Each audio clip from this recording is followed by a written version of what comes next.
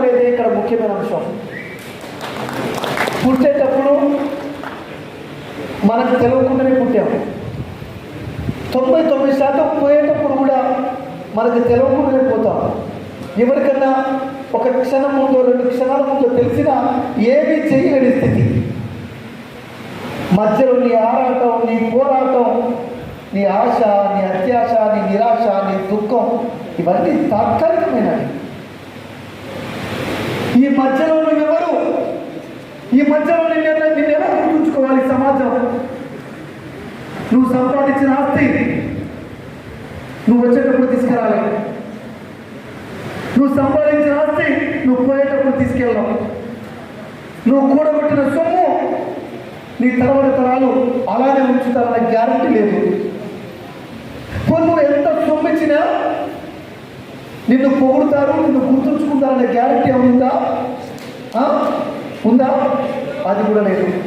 నువ్వు 10 కోట్లు ఇస్తే పక్కోడు 15 కోట్లు ఇచ్చాడు అనుకో, మా అయ్యగాడు విలాసాలకు అలవాటు పడి 10 కోట్లు ఇచ్చాడు, సేమ్ ఉద్యోగి 15 కోట్లు ఇచ్చాడు అంటారు. అంతేనా కాదా? మరి ఈ జన్మలో మనం ఏం చేయాలి? మనం ఉన్నతంగా ఉంటూనే మనలాంటి వికలాంగ సోదరులకి దగ్గర తీయాలి, వారికి అండగా ఉండాలి.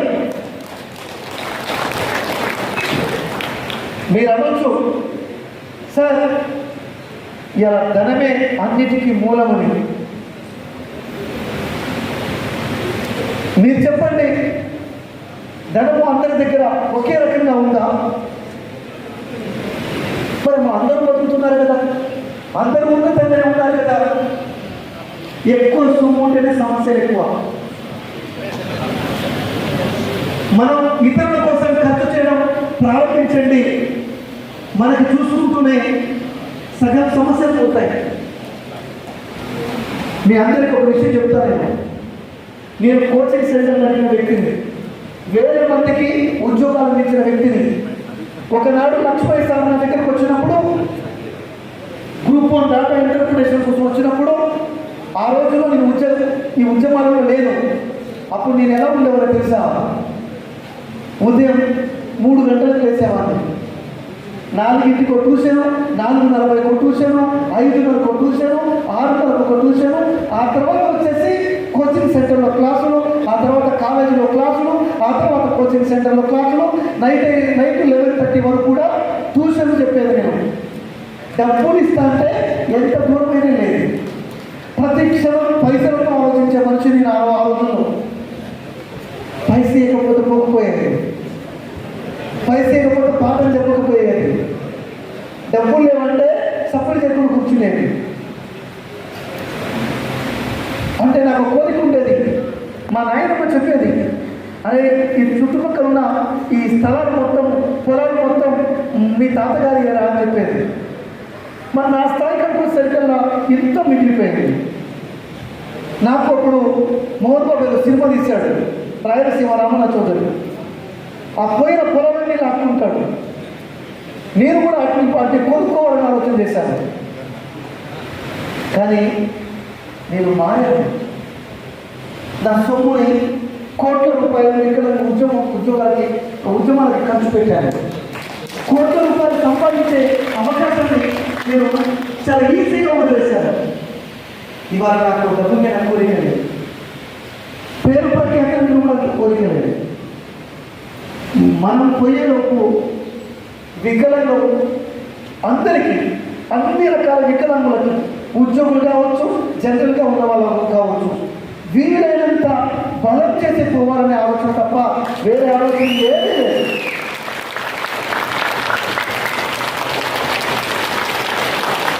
నాకు వచ్చిన ఈ పదవిని మీ అందరికీ పదవిగా మీరు భావించవచ్చు. మేము ఈరోజు మిమ్మల్ని అడిగేది ఒకటే, మీరు చెప్పండి, ఊళ్ళలోకి పోయిన తర్వాత మీరు చెప్పండి, మీ చుట్టూ ఉన్న వికలాంగులందరికీ ఈ తెలంగాణ రాష్ట్ర ప్రభుత్వంలో ఏళ్ళ తరబడి ఉన్న సమస్యలు పరిష్కరించే బాధ్యత వీరయ్య తీసుకుంటారని విషయం చెప్పండి. మరొక మాట కూడా చెప్పండి, కొంచెం ఓపిక చేయమని, కొంచెం ఓపిక పట్టమనండి. 10 ఏళ్ళ దరిద్రం, 10 ఏళ్ళ ఒక్క రాత్రే వెళ్ళిపోవు, ఈ విషయం కూడా చెప్పండి. కానీ రోజులు గడిచే కొద్దీ, కాలం గడిచే కొద్దీ ఈ ప్రభుత్వ సమయం పూర్తయ్యేలోపు ఆ సమస్యలన్నీ పరిష్కరించే బాధ్యత మీరే తీసుకున్నారన్న విషయం కూడా చెప్పండి. ఆ రెచ్చగొట్టే వాళ్ళ పట్ల అప్రమత్తంగా ఉండమని చెప్పండి. నా జీవిత త్యాగానికి, నేను కుటుంబానికి చేసిన త్యాగానికి, కోట్ల రూపాయలు ఖర్చు చేసిన త్యాగానికి, సంపాదించుకొని అవకాశం వచ్చిన వదిలిపెట్టిన త్యాగానికి ఒక అర్థం ఉందంటే అది వికలాంగుల జీవితంలో ఏళ్ల తరబడి సమస్యలు పరిష్కరించడమే దాని అర్థం అన్న విషయాన్ని కూడా చెప్పండి. ఇది మన ప్రభుత్వం, మీరున్న ప్రభుత్వం. నిత్యం మీరు మా దగ్గరికి రాక్కర్లే, నేను నిత్యం ప్రభుత్వం దగ్గరికి వెళ్ళి, ప్రభుత్వంలో భాగమై అధికారుల దగ్గరికి వెళ్ళి నిత్యం మన సమస్యను మాట్లాడుతున్నాను. మన డైరెక్టర్ గారు ఇప్పుడు చెప్పారు ఆ విషయాన్ని. మీ నుంచి కావాల్సింది సహకారం మాత్రమే, మీ నుంచి కావాల్సింది కొంత ఓపిక మాత్రమే. 7 లక్షల కోట్లు కాదు అప్పు చేసిపోయింది, ఇంకో 2 లక్షల కోట్లు టోకెన్ల రూపంలో మిగిలిపోయింది. దాదాపు 9 లక్షల కోట్లు అప్పయింది. ఇప్పటి వరకు రాష్ట్ర ప్రభుత్వం వడ్డీల రూపంలో కట్టింది 60,000 కోట్లు. మరి 60,000 కోట్లు వడ్డీల రూపంలో కట్టకపోయి ఉంటే ఇవాళ మన పెన్షన్ ఈ పార్టీకే వచ్చేది.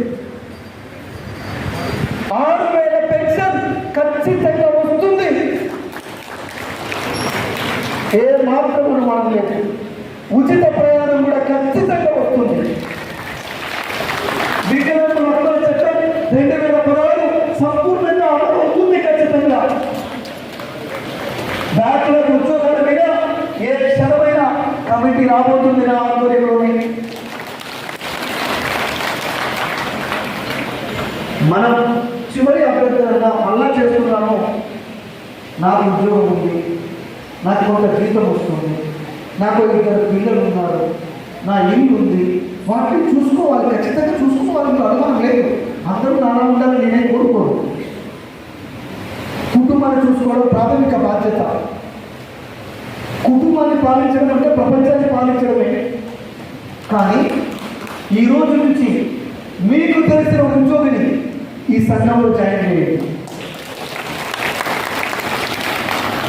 ఆ ఉద్యోగికి మన సంఖ్య బలాన్ని తెలియజేయండి. ఈ సంఘం ఆవశ్యకతను చెప్పండి.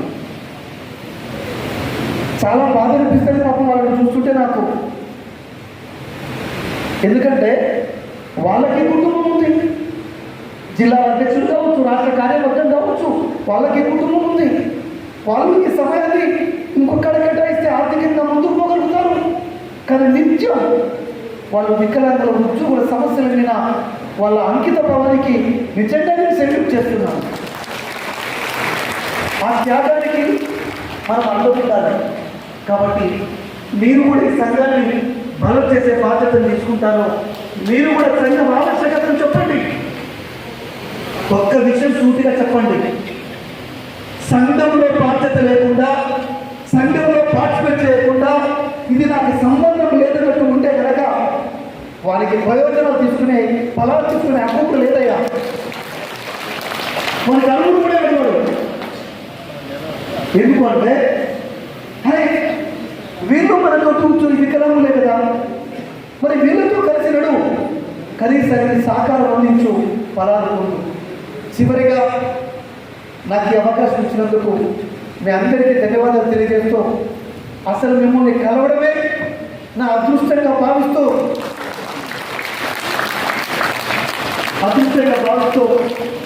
అంటే మిమ్మల్ని కలిసే రోజు ఎప్పుడెప్పుడుతుందని ఆలోచించలేను.